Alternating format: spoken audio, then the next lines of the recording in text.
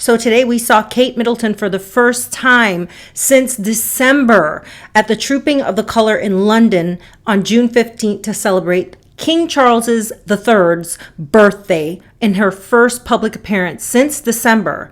Now, let's go through a timeline of Kate's disappearance and now her reappearance. For one, Kate was accompanied by her husband, Prince William, and the children. We saw little Louis being funny and making like faces. We saw the daughter, Charlotte, that looked gorgeous, just like her mother and grandmother. And we saw, obviously, Prince George, who is next in line for the throne.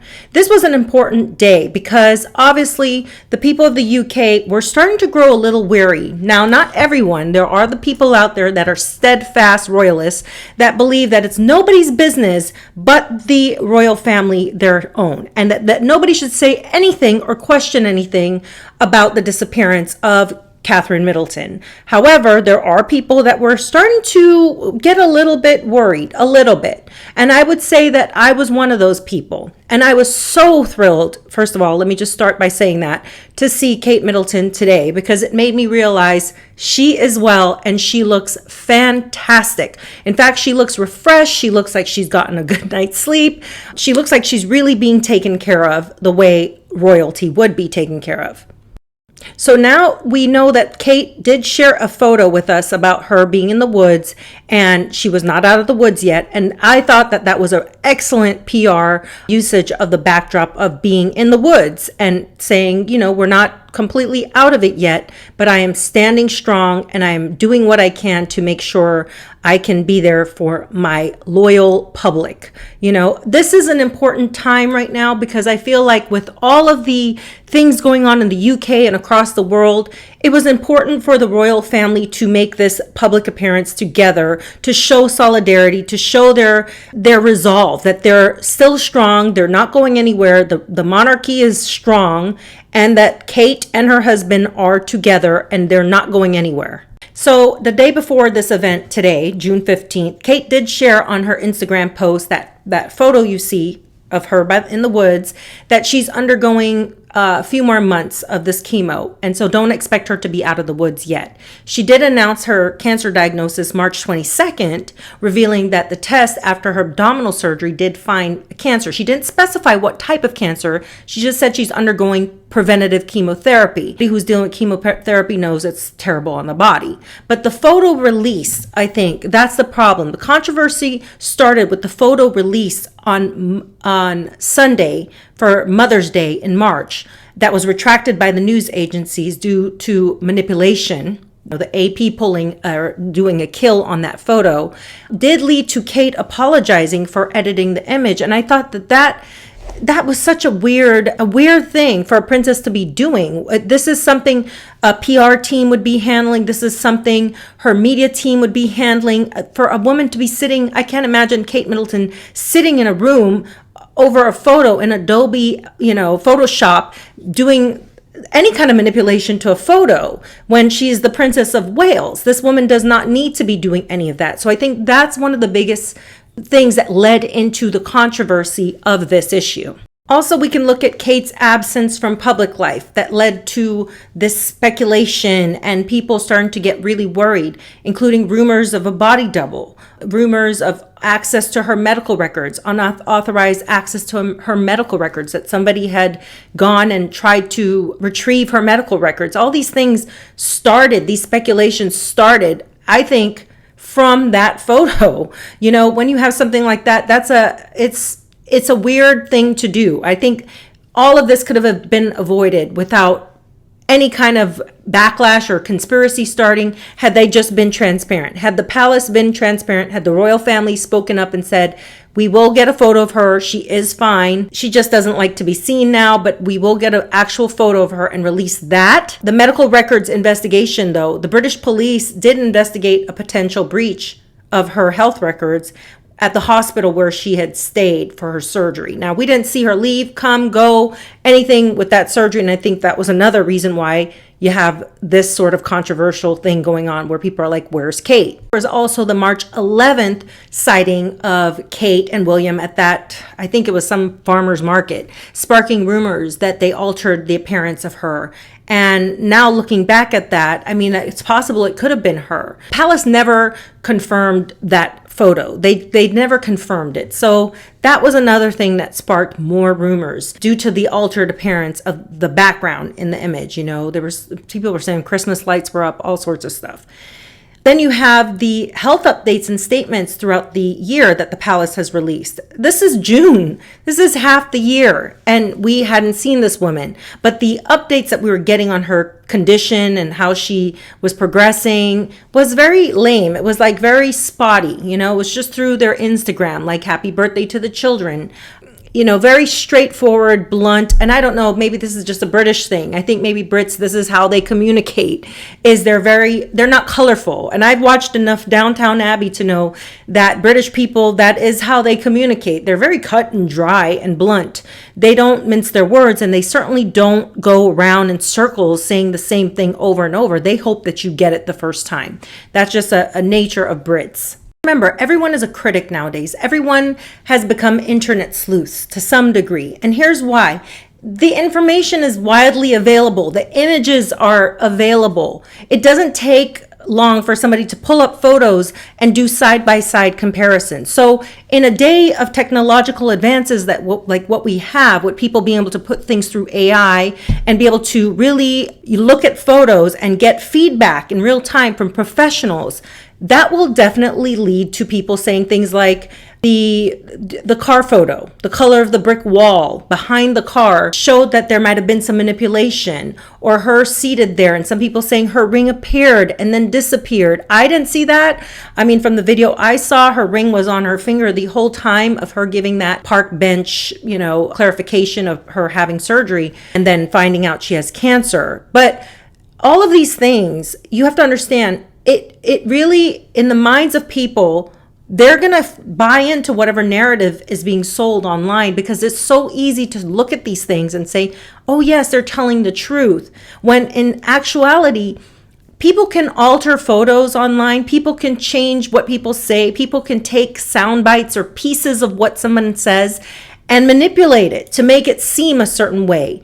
I had never doubted that she was alive. My thing was I couldn't understand the holdout of someone of Kate Middleton's status, public perception. If you give people images that are false, if you don't really explain what really is happening and you're just leaving out a lot of things and being vague, it's going to fuel ongoing conspiracies. And I think sometimes the best way forward in 2024, I mean, I can't speak for what happened in the past. Back in the past, royal members of family were reclusive for a reason. They kept to themselves for a reason. They did not associate with the public the way modern royals do. Modern royals feel the need to go out and be more present for their public, because with that they can feel assured that they're wanted and needed in society. Whereas in the past, it was like to be a royal meant you were on a pedestal. You were seen as godly. You were seen as divine and protected by God. And so people tried to stay away from the peasants, so to speak. You know, they looked down. A lot of the royals in the past looked down on the peasants. They saw them as beneath them. And so when you have somebody that's like a Catherine Middleton, she may have some, you know, family that's related to somebody but it's so distant that it's like people feel some sort of, I guess, warmth towards her, because there's a lot of people in the UK right now that have some sort of their, you know, 15th cousin twice removed or something from a royal bloodline, from a lord or a nobleman. So I think a lot of people like the fact that she's one of them. She is like us. And so even for me, when she was absent, I said, why can't they just be honest and just say, the princess has this, here is a picture of her, peace, I'm happy, I'm in my room, I'm with my children, this is a real photo, it's not doctored. And here's why. I feel that when I've seen so many videos of people posting online that they ran into Kate, they saw Kate at just this past week, June 11th or 12th, there was some woman on TikTok saying she was in a market or a store and Catherine Middleton was in there with her children shopping. And I was like, okay, well then if she's out shopping and doing regular errands, why can't we just get a regular photo? This is not rocket science, unless they're hiding something, so that's really, I think, where I was a little carried away thinking something might have happened. But when I look back at it, it just shows how badly the PR team handled this, and how really a PR crisis like this could have been avoided. In a PR crisis, staying silent for too long just makes the situation worse and damages your organization's reputation. Always the best course of action in a PR crisis is to acknowledge the issue promptly. Quick responses make for less problems. Even if you don't have all the details or acknowledge the issue as soon as possible, a statement like, "We are aware of the situation and we are actively investigating it," can show that you are taking it seriously. This silence from Kensington was what was a problem. Here's the thing. When she came out and said she was having abdominal surgery, it was such a sudden thing that people are like, what brought this on? Just the other day, she was walking around perfectly fine at Christmas time. So you have to understand, something like this, when it's a medical thing, having a doctor even come forward and saying this, we treated Kate Middleton, we're her doctor, and saying there's no need to worry. This happened. She does not want to reveal what exactly is happening, but we did treat her. And she literally did have a medical emergency and she's fine.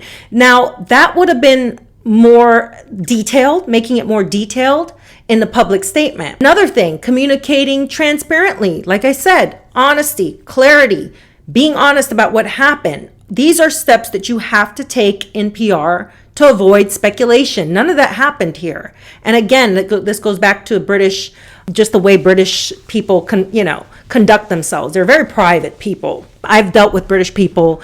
I have some British DNA in me, like 8% British, and I have family living in all over England, in Leeds, Bath, like a bunch of places in England, and they do talk like that. They're very short and curt, and they don't really have a lot of patience for the kind of way Americans go into things. They look at you like, this is ridiculous. I answered your question, but they don't understand that taking responsibility and ownership and really helping answer the questions to the audience really helps. And it's the same reason why here in the United States we have a problem with Joe Biden's presidency, because he doesn't answer questions.